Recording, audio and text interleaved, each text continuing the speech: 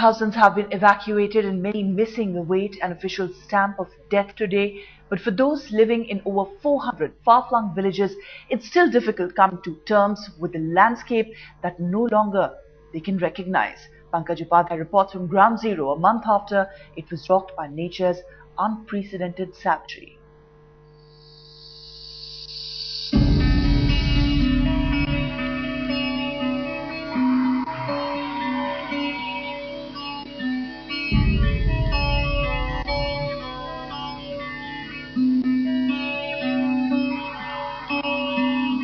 Starting from Rishikesh, I'm asking the localites as to what help they got after the flood fury, how life has changed, and what have they learned after this. One of the households in Rishikesh area, mind you, not just the higher up terrains were the areas that really faced the flood fury, even areas like Rishikesh felt the devastation in its worst form. Now one of the household here completely damaged by the flood fury. This localite here recounts for me the horror tale. दादा मुझे बताओ, उस दिन जब यहाँ पानी भर गया था, क्या लेवल का होगा?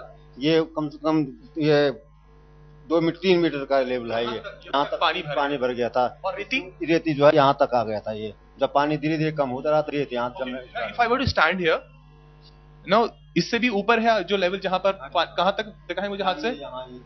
Higher than me. I mean, like, this shows if anyone would have stayed here, he would have been completely submerged.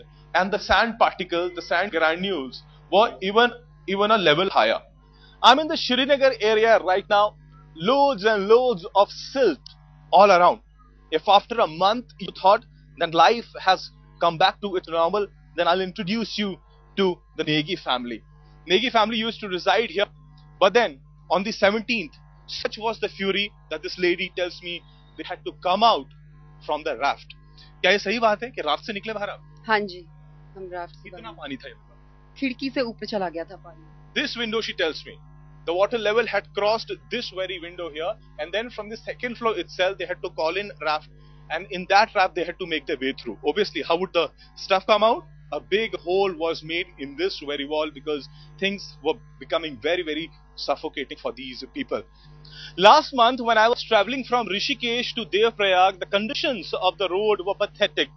On account of the many landslides, conditions were very, very bad. Today, nearly after a month, things are looking not very good. Why I have climbed up this very place is to show you that it's not just the loose hill sand and stone that is coming down. Huge big boulders like these come down rolling in the road, and what happens after that?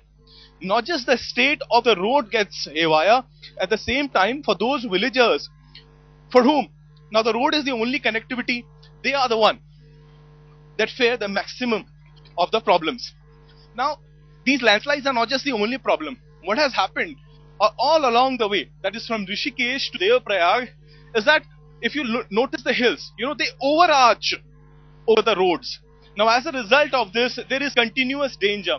As the monsoon progresses, as there is rain collection in these very hills, these little blocks come rolling down.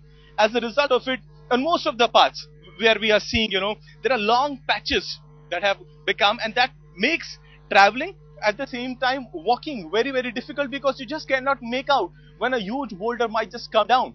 So this is the middle of the monsoon. The condition is going to remain for the next 1.5 to 2 months. Till then, the danger remains.